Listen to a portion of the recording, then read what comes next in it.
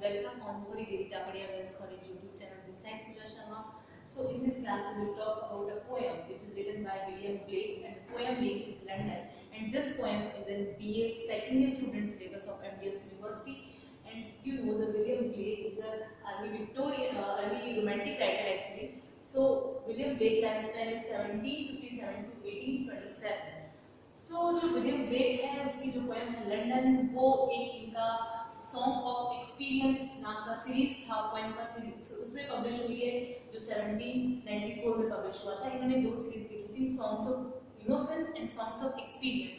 Songs of innocence में इन्होंने childhood के बारे में और जो भी इनके बचपन में घटनाएं हुई उनके बारे में इन्होंने पोएम्स लिखी है। सॉन्ग ऑफ एक्सपीरियंस में इन्होंने लाइफ में जो भी एक्सपीरियंस गेन किया उसके बारे में पोएम लिखी है। तो हमारे लंदन पोएम में कुछ इसी अकॉर्डिंग है, उनके एक्सपीरियंस पे बेस्ड है। इसमें ये क्रिटिसाइज कर रहे हैं मॉडर्न सिविलाइजेशन को, और ये इन्फ्लुएंस किससे है? रोशो से, रोशो की आइडियोलॉजी से। जैसे रोशो बोलते थे कि जो मॉडर्न सिविलाइजेशन है ये बिल्कुल ही बेकार हो चुका है और इसमें बहुत सारे लोगों का एक्सप्लॉइटेशन हो रहा है, वुमेन का, चाइल्ड लेबर का, सबका मतलब एक्सप्लॉइटेशन हो रहा है उनका, बच्चों का। तो उस बेस पे ये पोएम लिखी गई है। अब क्या है, इस पोएम को लिखने के पीछे एक रीज़न ये भी था कि जो हमारा रोमांटिक एज है उस पर पूरा इफेक्ट, मैंने आपको जब रोमांटिक एज पढ़ाया था तो बताया था कि फ्रेंच रिवॉल्यूशन का था। फ्रेंच रिवॉल्यूशन, अमेरिकन रिवॉल्यूशन का पूरा इम्पैक्ट किस पे था? रोमांटिक एज पे था। तो वो फ्रेंच रिवॉल्यूशन 1789 से कुछ समथिंग 1990 तक था। तो ऐसा ही कुछ इसमें उसका फ्रेंच रिवॉल्यूशन का इम्पैक्ट दिखाया गया है। फ्रेंच रिवॉल्यूशन में जितना वायलेंस हो रहा था, जितना एक्सप्लॉइटेशन हो रहा था, उन सब का जो ऑब्जर्व किया हमारे पोएट्स ने, वो उसमें कुछ लिखा है। तो हम अगर पोएम की बात करें तो ये एक छोटी सी पोएम है, ज़्यादा बड़ी नहीं है, बट इस छोटी सी पोएम में ही हमारे जो विलियम ब्लेक है उन्होंने बहुत ब्यूटीफुल डिस्क्रिप्शन दिया है जो मॉडर्न सोसाइटी है उसका, और जो लंदन में उस टाइम जो भी पॉलिटिकल सिस्टम चल रहा था उसका कैसे दिया है। हम बात करते हैं पोएम के टेक्स्ट पे बात करते हैं। देखो इसमें क्या है, ये जो हमारे विलियम ब्लेक है वो कह रहे हैं कि मैं लंदन की गलियों में घूमा हूँ और मैंने देखा है कि सभी लोग दुखी हैं। मैंने देखा कि सभी के चेहरे दुख से भरे हुए हैं, है ना, और सबकी सिचुएशन एक जैसी है, चाहे वुमेन देख लो, चाहे चिल्ड्रन देख लो, सब बहुत ज़्यादा दुखी हो रखे हैं, एक्सप्लॉइटेशन चल रहा है। चलो टेक्स्ट पे बात करते हैं, फर्स्ट स्टेंजा पे बात कर रहे हैं।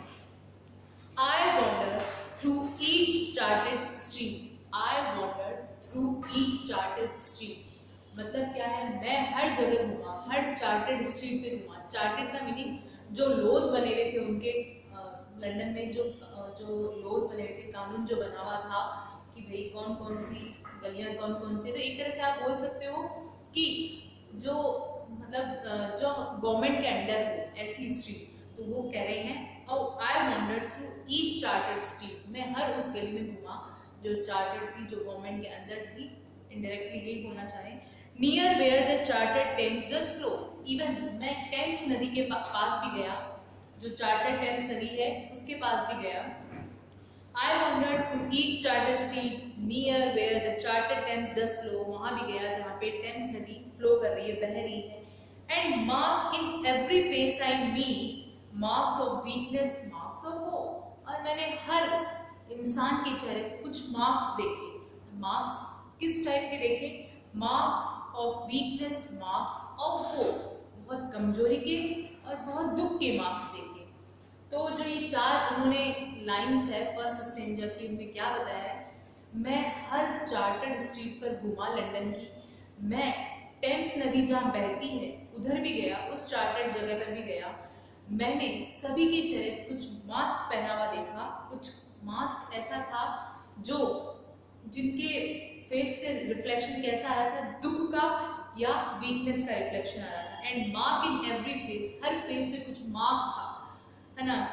फेस आई मेड, जिनसे भी मैं मिला। Marks of weakness, marks of वो, वीकनेस का और वो का, दुख और कमजोरी का मार्क्स था। मतलब उनके जो फेस थे वो दुखी थे और ऐसे लग रहे थे जैसे वो बहुत ही कमजोर हैं, जिनसे भी मैं मिला। ये आपको I think stanza, first stanza अच्छे से समझ आ गया। सेकंड नेक्स्ट स्टेंजा में हम बात करते हैं। In every cry of every man, in every infants cry of fear. और मैंने देखा, जब मैं उन गलियों में घूम रहा था चार्टर स्ट्रीट में, मैंने देखा कि सब लोग दुखी हैं, सबके चेहरे दुखी हैं, सबके फेस पे कमजोरी है, सबके फेस पे थकान है, जिनसे भी मैं मिला। फिर वो कह रहा है in every cry of every man, मैंने हर बच्चे को देखा, हर आदमी को देखा, सब रो रहे हैं। In every cry of every man, in every infants cry of fear. और तो और जो इन्फेंट्स हैं, जो शिशु हैं, वो भी फियर के कारण रो रहे हैं। उनको कैसा फियर? उनको ऐसा फियर कि अभी तो वो अपनी माँ की वॉम पे हैं या जस्ट पैदा हुए हैं, जिनको अभी बोलना भी नहीं आता है, बहुत छोटे छोटे से शिशु हैं, बहुत छोटे इन्फेंट्स हैं, बट उनको फियर है। उनको पता है कि हम इस दुनिया में आ चुके हैं जहाँ हमारा एक्सप्लॉयटेशन होगा, जहाँ हमारी बहनों के साथ, जहाँ हमारी माँ के साथ कुछ गलत किया जाएगा और हमें भी लेबर बनाया जाएगा। जैसे मैंने बताया था कि इसमें इन्होंने चाइल्ड लेबर भी दिखाया है, विमेन और एक्सप्लॉयटेशन भी दिखाया है। तो वो यही कह रहे हैं कि in every cry of every man, मैंने हर इंसान के फेस पे कुछ ऐसे एक्सप्रेशन देखे कि जैसे सब रो रहे हैं। In every infants cry of fear, और हर बच्चा फियर के कारण, डर के कारण रो रहा है कि मेरा फ्यूचर पता नहीं कैसा होगा। In every voice in every bang, और मैंने देखा हर वॉइस बैंग हुई हुई है, जैसे कोई फाउंडेशन में बोल रही हूँ। हर वॉइस में पेन है, दुख है, अगर वो कुछ बता भी रहे हैं तो। और ऐसा लग रहा है कि वो कहीं ना कहीं से जकड़े हुए हैं, बंधे हुए हैं, बाउंडेड हैं। क्यों है? गवर्नमेंट के कारण बाउंडेड है, मतलब उनका एक्सप्लॉयटेशन हो रहा है, उनको कोई सबऑर्डिनेट कर रहा है, उनको अपने से नीचा कोई समझ रहा है और उन पे कोई रूल कर रहा है ना। रूल कौन कर रही है? गवर्नमेंट कर रही है। इंडायरेक्टली वो गवर्नमेंट पे बोल रहे हैं कि ऐसी गवर्नमेंट है जो इन सब चीज़ों पे ध्यान नहीं दे रही है और इनका इवन ज़्यादा एक्सप्लॉयटेशन हो रहा है। In every cry of every man, in every infant's cry of fear, in every voice, in every man, the mind froze menses idea।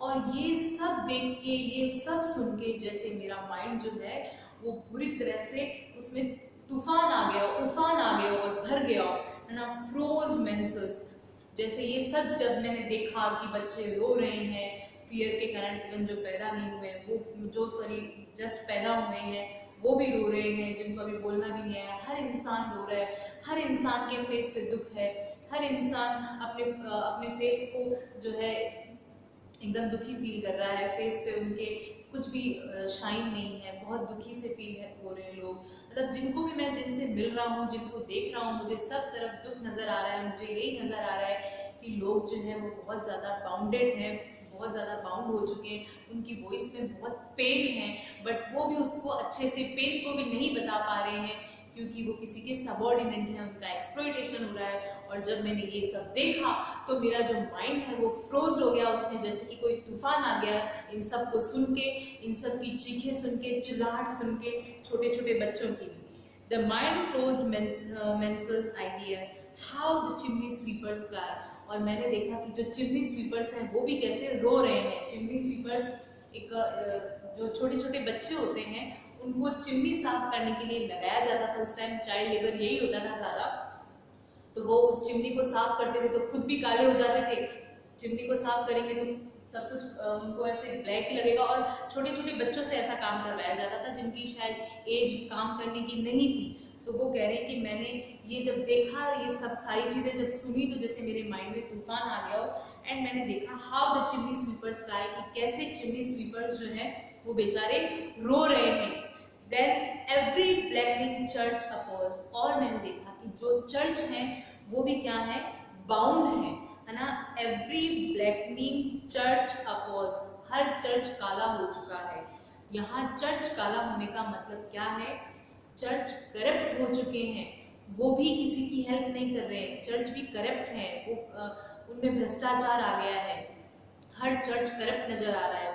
वो लोग भी इन बेचारे गरीबों की और जो जिनका एक्सप्लॉयटेशन हो रहा है उनकी हेल्प करने के लिए नहीं आ रहे, चर्च वाले भी। तो यही बोला है एवरी ब्लैकनिंग चर्च अपॉल्स, हर काला चर्च बंधन में है ना। वो भी कहीं ना कहीं गवर्नमेंट के अंडर में है और वो भी भ्रष्ट हो चुके हैं, करप्ट हो चुके हैं, वो भी किसी की हेल्प करने के लिए नहीं आ रहे हैं। And the helpless soldiers are, और मैंने ये भी देखा कि जो सोल्जर्स हैं उनकी चिल्लाहट भी सुनी, जो बिल्कुल होपलेस हैं, जिनको कुछ अब आशा बची ही नहीं है है ना, और जो एक तरह से हेल्पलेस बोल सकते हैं, हेल्पलेस भी हैं, उनको भी मैंने देखा। And the helpless soldiers are runs in blood down palace wall. मैंने उनकी चिल्लाहट भी, उन सोल्जर्स की, उन जो शहीद हो चुके हैं युद्धों में, उनकी चिल्लाहट भी सुनी।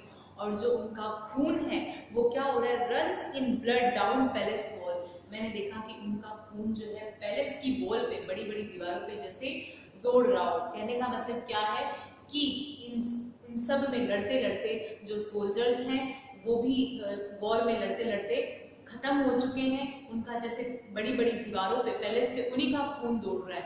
कहने का मतलब क्या है, इसमें एक बहुत अच्छा सा हिडन मीनिंग छुपा हुआ है कि जो बड़े बड़े घरों में बैठे हैं, एरिस्टोक्रेटिक फैमिली जो है, जो रिच लोग हैं, जो पैलेस में रहते हैं, जो राजा महाराजा हैं, वो तो अंदर एकदम सेफ बैठे हुए हैं। और जो उनके यहाँ काम करते हैं, जो सोल्जर्स हैं, उनका खून उनकी दीवारों पे दौड़ रहा है। मतलब उनके प्रोटेक्शन के लिए उन्होंने अपना खून जो है वो वॉर में पूरा बहा दिया है ना।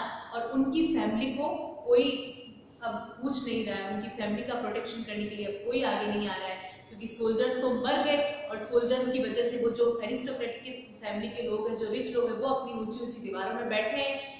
उनके प्रोटेक्शन के लिए हमारे सोल्जर्स ने अपना खून उनकी दीवारों पे लगा दिया। कहने का मतलब उनके लिए वो शहीद हो गए, बट अब उन शहीदों की फैमिली के लिए कोई आगे नहीं आ रहा है। तो कहने का मतलब हर तरफ एक्सप्लॉयटेशन है, हर तरफ दुख है, गरीब लोगों का एक्सप्लॉयटेशन हो रहा है। देन नेक्स्ट स्टेंजा है और लास्ट स्टेंजा है, but most through midnight street I here. But in सब में भी सबसे मोस्ट मैंने क्या देखा, हमारा पॉइंट कर रहा है, but most through midnight street I hear. Midnight के टाइम, आधी रात के समय मैंने सुना, I hear how the youthful harlot's curse, कि इतनी भरी जवानी में, हरलोड मतलब प्रोस्टिट्यूट, जो वेश्याएं हैं, उनको कैसे श्राप लग गया है। How the youthful harlot curse blast the new born infants tear. और जो न्यू बॉर्न इन्फेंट्स हैं वो भी, उनके आंखों में भी आंसू हैं, वो भी फियर के कारण रो रहे हैं। और जो प्रोस्टिट्यूट्स हैं उनको भी जैसे कर्ज लग गया हो। और जो प्रोस्टिट्यूट अपना काम कर रही है वो विलिंगली नहीं कर रही है, वो मजबूर है, वो कहीं ना कहीं मजबूर है। ये सोसाइटी हमारी इतनी गंदी है, मतलब वो पॉइंट ये बोलना चाह रहे हैं अपनी लास्ट की जो लाइन है उनमें, कि सोसाइटी इतनी गंदी है कि जो प्रोस्टिट्यूट बनी है वो भी अपनी विलिंगनेस से नहीं बनी है, अपनी इच्छा से नहीं बनी है। उनके साथ में ऐसा हुआ है कि उन्होंने अपनी प्रोस्टिट्यूट का काम ले लिया है और उनको ये कर्ज मिल गया, इनडायरेक्टली उनको श्राप है ये प्रोस्टिट्यूट बनने का। Blast the new born infants tear. और मैंने देखा जो न्यू बॉर्न इन्फेंट्स हैं, जो शिशु हैं छोटे छोटे, उनकी आंखों में भी आंसू भरे हुए हैं, वो भी रो रहे हैं। And brides with plays the marriage years. और क्या हो रहा है, ये जो प्रोस्टिट्यूट बनी है, ये कैसे बनी है कि वहाँ का शादी का सिस्टम ऐसा है कि वो शादी सिर्फ किस लिए होती है, फिजिकल रिलेशन के लिए शादी होती है, उसके बाद में उनको प्रोस्टिट्यूट बना दिया जाता है। Brides with plays the marriage years, मतलब कोई शादी का भी कोई सुख नहीं है। सो ये हमारी पोएम थी लंदन, जो कि विलियम ब्लेक ने लिखी थी। इसमें उन्होंने